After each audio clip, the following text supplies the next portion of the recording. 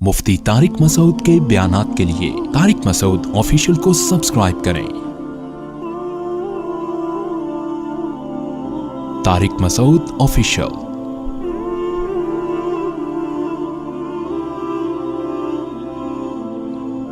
ज़ानी को जो दुनिया में सबसे पहला अजाब मिलता है ना, वो ये मिलता है कि उसको इस गुनाह का चस्का लग जाता है।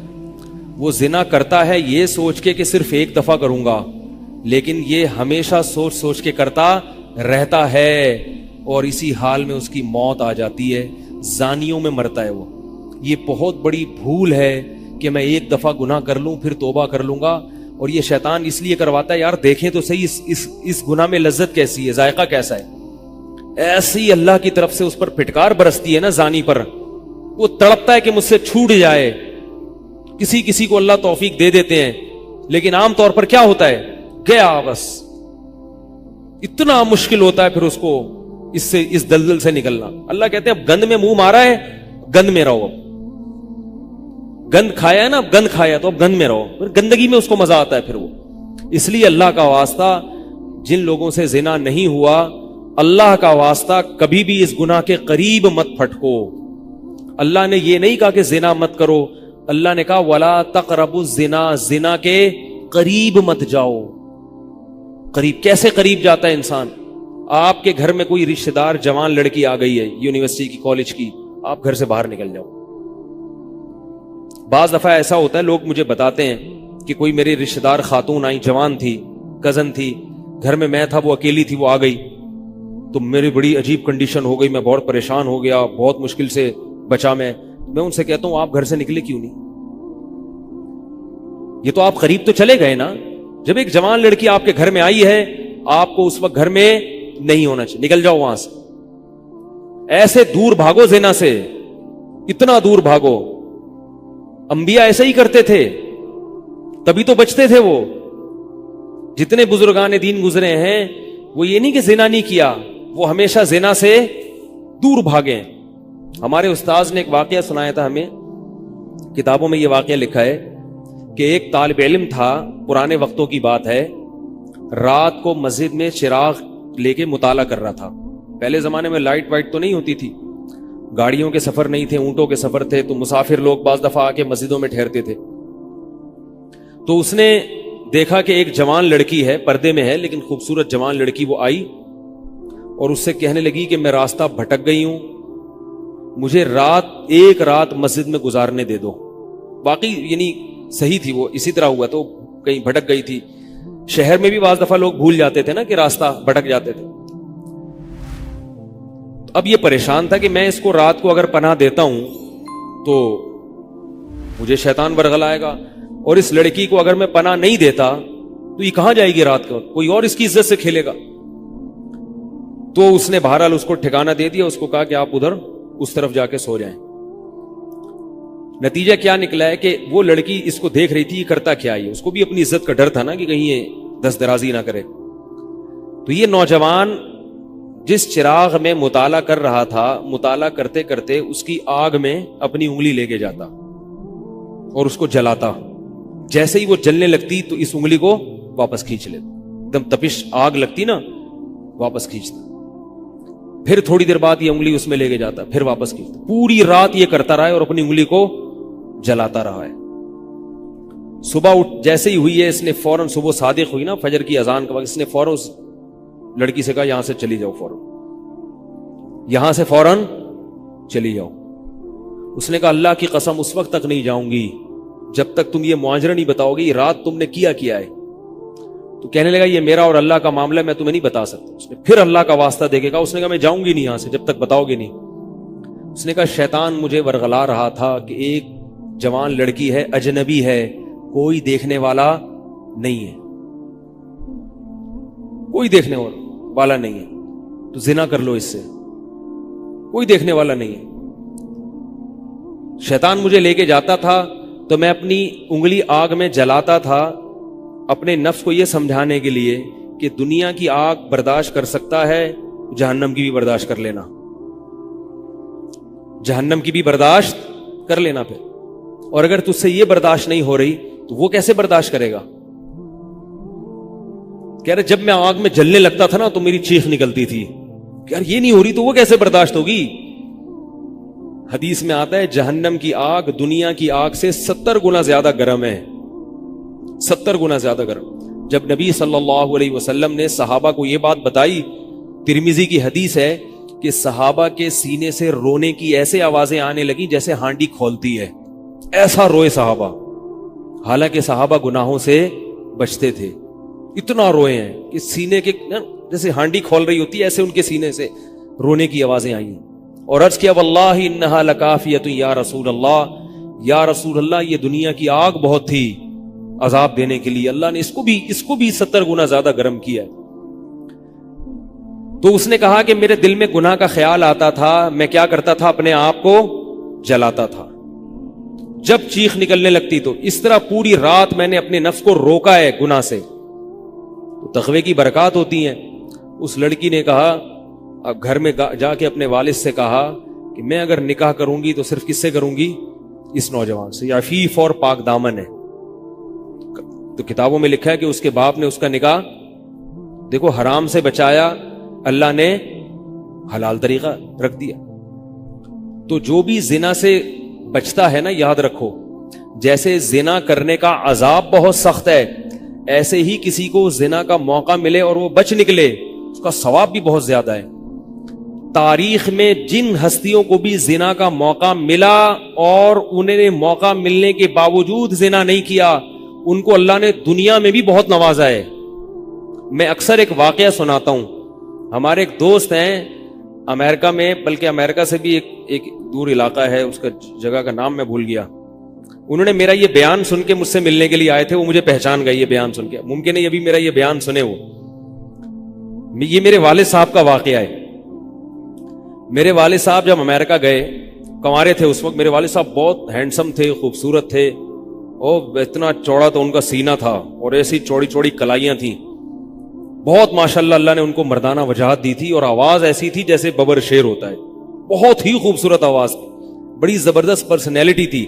آپ جائیں ابھی ہمارے محلے میں جا کے لوگوں سے پوچھیں کیا خوبصورت پرسنالٹی تھی والد صاحب کی ہمارے. جب انتقال ہوا ہے نا میرے والد صاحب کا, تو پورا محلہ رو رہا تھا, پورا محلہ. مسجد کے امام صاحب جب بھی جنازے کا اعلان کرتے تھے نا تو روتے نہیں تھے, ہزاروں میتوں کا اعلان کیے تھے. میرے والد صاحب کا جب مسجد کے امام صاحب اعلان کر رہے تھے 3 دفعہ اعلان کیا, تینوں دفعہ روئے ہیں. اتنی لوگوں کو ان سے محبت تھی. تو یہ کیسے ہو گئی, یہ کیسے ہو گئی؟ کیوں اللہ نے ان کی محبت لوگوں کے دلوں میں رکھ دی, اور کیوں اللہ نے ان کو اتنا نوازا. والد صاحب نیوی میں تھے, امریکہ جب فرسٹ ٹائم جہاز گیا ہے, کنوارے تھے اس وقت. تو کنوارا لڑکا پاکستانی یا انڈین ہو, پہلی دفعہ امریکہ جائے, وہ بھی کنوارا, کوئی روکنے ٹوکنے والا نہ ہو, اور گناہ کی دعوت ملے, بچنا کتنا مشکل ہے. تو والد صاحب, یہ میں نے والد صاحب سے براہ راست نہیں سنا, ہمیں ایسی باتیں والد صاحب نہیں کرتے تھے, کسی ذریعے سے سنا میں نے کہ تمہارے والد صاحب نے یہ واقعہ ہمیں سنایا, کسی نے مجھے بتایا. کہتے ہیں کہ جب وہ گئے تو ایک خوبصورت انگریز لڑکی آئی اور ان کو گناہ کی دعوت دی. اب ایک دم پہلی دفعہ کسی پاکستانی نے یہ چیز منظر دیکھا ہو, ٹھیک ہے نا, امریکہ کا ایک منظر ہوتا ہے نا. اب تو لوگ موویز میں اتنا دیکھ چکے ہوتے ہیں نا, اس وقت تو ڈرامے فلمیں بھی نہیں ہوتی تھی, موویز بھی نہیں ہوتی تھی, وہ تو پہلی دفعہ ہی دیکھا تھا یہ ایسا منظر. تو وہ گھسیٹ کے لے گئی اپنے گھر. جب یہ کہیں گھر پہ گیا ہوں نا تو مجھ پہ اللہ کا خوف آ گیا. میں کہا یہ کیا کر رہا ہوں میں. وہاں جا کے واپس بھاگے ہیں. ادھر پہنچنے کے بعد وہ عورت غصہ ہو رہی تھی کہ اگر تم نے یہ کام کرنا نہیں تھا تو میرے ساتھ آئے کیوں میرا خرچہ کرایا, تم نے کیوں خرچہ کرایا میرا. تو آدمی اور شرمندہ ہو جاتا ہے نا کہ یار.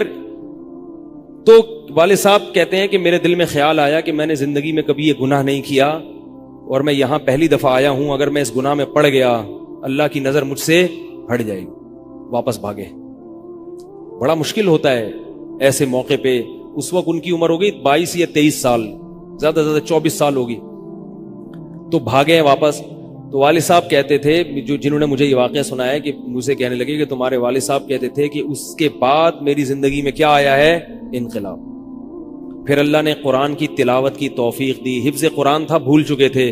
روزانہ ایک قرآن پڑھنے کا معمول بنا پھر, تاکہ قرآن دوبارہ یاد ہو جائے. جہاز پہ 3 سال امامت کی, داڑھی بڑی رکھ لی ماشاءاللہ, اور پھر اتنی عزت اللہ نے ان کو دی. اللہ نے ان کے, ہمارے سب بھائی ماشاءاللہ داڑھی والے ہیں, سب بہنیں شرعی پردہ کرتی ہیں, سب بھابیاں پردہ کرتی ہیں. گھر میں کیا آ گیا پورا, حالانکہ اس وقت شادی نہیں ہوئی تھی, لیکن یہ اثرات کہاں منتقل ہوئے ہیں؟ خاندان میں, پورے خاندان میں منتقل ہو گئے نا. انتقال ہوا تو جنازہ میں نے پڑھایا والد صاحب کا. اگر اللہ نہ کرے اس برائی میں پڑ جاتے, ہمیں پتا چلتا کہ ہمارا باپ ایسا ہے, تو ہم ایسے ہوتے. ویسے تو ابھی بھی کوئی اتنے نیک نہیں ہے, لیکن گیٹ اپ تو ہے نا. گیٹ اپ تو اللہ نے مولویوں والا دے دیا نا, تھوڑے تھوڑے تو دیکھنے کی حد تک تو نیک بنا دیا نا.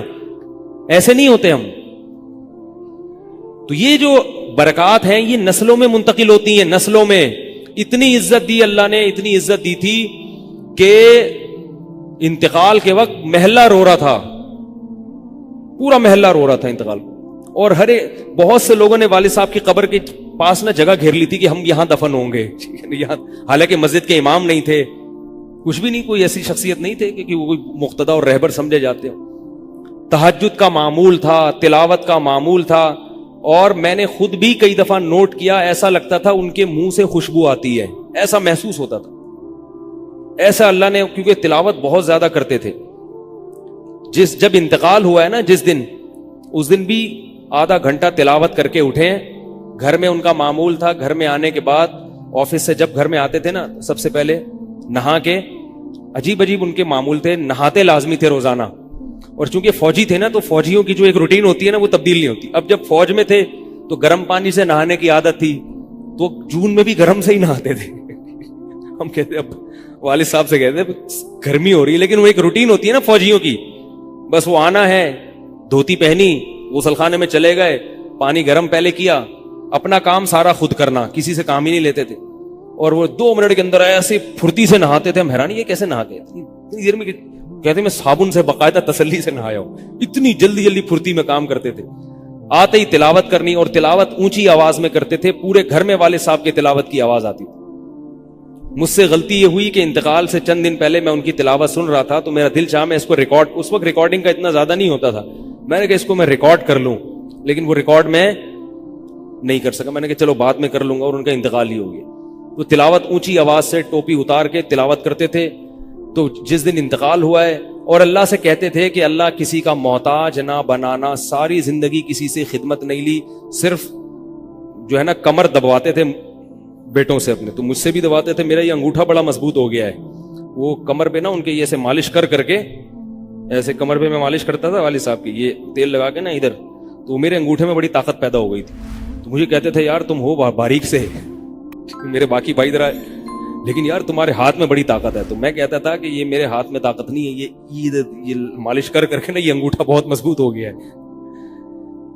تو کیا تھا, تلاوت کی انتقال سے پہلے, اور بار بار دعا کیا کرتے تھے کہ اللہ بستر پہ لیٹوں نہیں. زندگی میں ہم نے کبھی نہیں دیکھا والد صاحب بستر پہ لیٹے ہوں, یعنی بیمار ہو کے لیٹے ہوں. اپنا سارا کام پھرتیلے پن سے کوئی بالکل.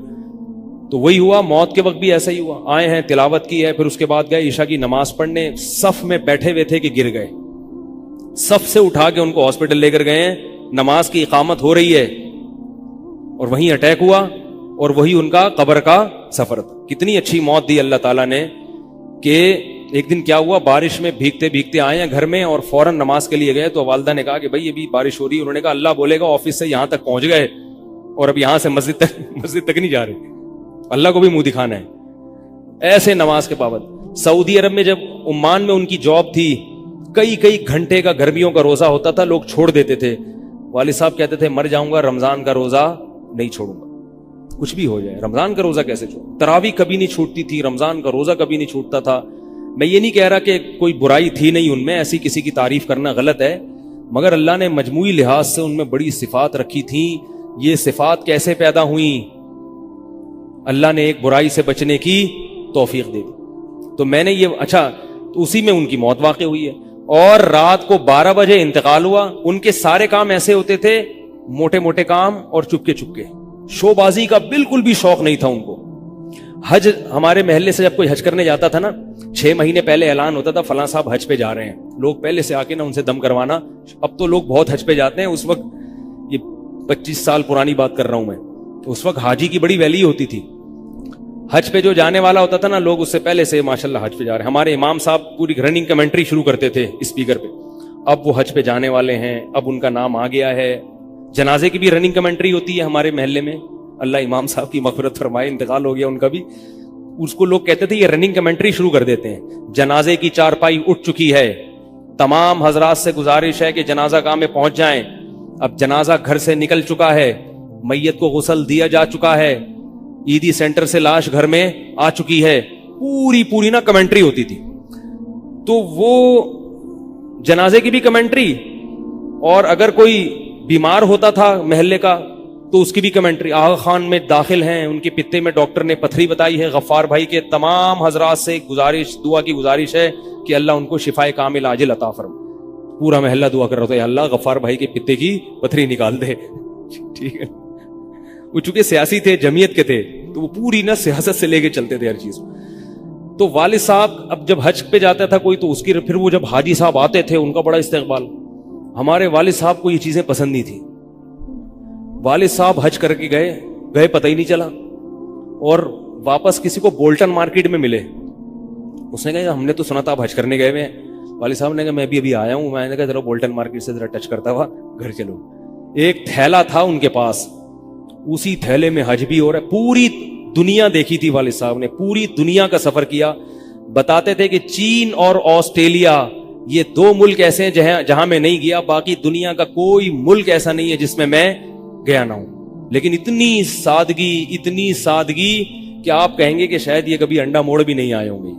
कोई शोबाजी नहीं थी, ऐसे चुपके से गए और हज करके चुपके से वापस। शोहरत पसंद नहीं थी, बिल्कुल पसंद नहीं थी शोहरत। तो कोई भी काम है बस आराम से चुपके से कर लिया। खत्म कुरान के मौके पर हमारे इमाम साहब ना सबको बुलाते थे। हाँ भाई, अब तो वालिद साहब को पसंद नहीं होता था कि नाम लिया जाए मेरा, तो ये चीज लोग उनकी पसंद करते थे। तो उनकी मौत भी ऐसे ही हुई है चुपके से। रात 12 बजे इंतकाल हुआ, मैं मदरसे में था, हम लोग पहुंचे, हम तो हैरान हो गए ये कैसे हो गया भाई एकदम। तो उनको गुस्ल दिया, और फजर की नमाज के बाद जनाजा तैयार था। फजर में नमाजी कम होते हैं। ऐलान हुआ फजर के बाद। जब पब्लिक हमारे घर आना शुरू हुई है तो जनाजा पढ़ के हम उनको दफना चुके थे। लोग कह रहे थे यार ये इतनी बड़ी शख्सियत, इतने महबूब दुनिया से चले गए और हमें पता भी नहीं। हमने कहा भाई गए ऐसे वक्त पर हैं, वो सोने का वक्त होता है, उस वक्त ऐलान हुआ था, मगर जाहिर है आपको पता नहीं चलता। तो ऐसे ही चुपके से खामोशी से चले गए, खामोशी चले गए। तो लोग यही कह रहे थे यार ये ना इन्होंने दुनिया में कभी खिदमत ली है, ठीक है ना, जनाजे में भी किसी को परेशान नहीं किया, ऐसे 2 सफ़े हुई थी जनाजे की, बस चले गए। तो कैसा अल्लाह ने चलते फिरते नमाज की हालत में उनको उठाया है। तो ये मैंने ये वाकया सुना है ना, तो एक साहब बारबाडोस से शायद मिलने के लिए आए मुझसे। तो मुझसे वो बयान उन्होंने सुना, पहले मेरा बयान सुनते थे, मुझे पहचानते नहीं थे, अमेरिका की किसी रियासत में थे या बारबाडोस में, वल्लाहु आलम। तो मुझसे मिलने के लिए आए, मुझे कहने लगे यार आप हाफिज मसूद साहब के बेटे हैं। मैंने कहा हाँ। कह रहे यार मैं आपका बयान कब से सुन रहा हूँ, आपको पहचानता नहीं था। आपने एक दिन मिंबर पे वाकया सुनाया, तो ये वाकया तो आपके वालिद साहब का वाकया है, और ये मेरे वालिद साहब आपके वालिद का वाकया मुझे सुना के अमेरिका भेजा था उन्होंने कि बेटा हाफिज मसूद साहब की तरह जिंदगी गुजारना, अमेरिका जा रहे हो, जैसे वो बचे थे तुम भी बचना। तो कह रहे आपके तो वालदा को भी जानता हूं मैं, आपके तो घर हम लोग पढ़ने आते थे, हमारी दादी से उन्होंने पढ़ा है, यानी हमारे बहुत क्लोज थे वो लोग। अमेरिका चले गए, हवादी से जमाना उनको अमेरिका ले गए, ठीक है ना। तो कहने लगे कि जब मैंने ये आपके रोजाना बयान सुनता था, ये वाकया सुना, तो फिर मैं हैरान हुआ कि यार आप तो बहुत, फिर मेरे भाई भी उनको जानते हैं। तो वो उन्होंने बताया कि ये वाकया तो आपके वालिद साहब का जब मुझे पता चला ना, तो मुझे फिर पता चला आप उनके बेटे हैं। तो मुझसे मिलने आए स्पेशल यहाँ पे। तो ये मैं क्यों वाकया सुना रहा हूं कि देखो भाई, जैसे जिना करना बहुत बड़ा जुर्म है, ऐसे ही जिना से बचना अगर मौका मिले किसी को तो बहुत बड़ी नेकी है। यूसुफ अलैहिस्सलाम को अल्लाह ने कैसा नवाजा कि नहीं नवाजा, बचे थे वो। तो भाई करने वाले बहुत हैं, बचने वाले थोड़े हैं। तो करने वालों में अगर अपना शुमार करोगे तो जहां बहुत सारे लोग हैं, मजे की जिंदगी गुजारी, थोड़े दिनों के लुत्फ और मजे हैं, उसके बाद दुनिया का सुकून भी गया और आखिरत में जहन्नम की आग। اور اگر بچنے والوں میں آ گئے تو ان تھوڑے لوگوں میں اللہ شامل کر لیں گے جو تھوڑے شکر گزار ہوتے ہیں. لیکن اس کا یہ مطلب نہیں ہے کہ ایسا ماحول کریٹ کرو کہ پھر آپ کو بچنے کا موقع ملے. دور بھاگو. میں نے بتایا نا, کوئی لڑکی گھر میں آتی ہے, باہر نکل جاؤ گھر سے, بولے بھائی تنہائی میں نہیں. میں تو اس کی احتیاط کرتا ہوں. کوئی جوان خاتون اگر مسئلہ پوچھنے آ جائیں, بوڑھی ہے تو کوئی اتنا مسئلہ نہیں ہے, جوان خاتون, ایسا ہوتا ہے بعض دفعہ خواتین کو تو ماحول کا نہیں پتا ہوتا, اب وہ آئی ہیں, میں گھر میں کوئی نہیں ہے, آگے دروازہ بجا رہی ہیں, مفتی صاحب گھر میں مسئلہ پوچھنا. گھر میں نہیں بیٹھوں گا, سڑک پہ کھڑے کھڑے پوچھو, ٹھیک ہے نا, بے احترامی ہے. گھر میں آنا ہے تو پھر مسجد کے کسی خادم کو یا کسی بندے کو گھر میں بٹھاؤں گا کہ بھئی آپ بھی آ جاؤ, کیونکہ بدگمانی کا موقع دینا بھی کیا ہے, حرام. ہاں گھر والے موجود ہوں, اہلیہ موجود ہیں, پھر بے شک آگے بیٹھو. اور پھر بھی میں ایسا نہیں کرتا کہ اہلیہ دوسرے کمرے میں اور یہ خاتون اس کمرے میں میرے ساتھ بیٹھے. ایسا نہیں ہوگا بھائی, ایسا کریں گے تو کون آئے گا, ہے بھائی, ایسا نہیں.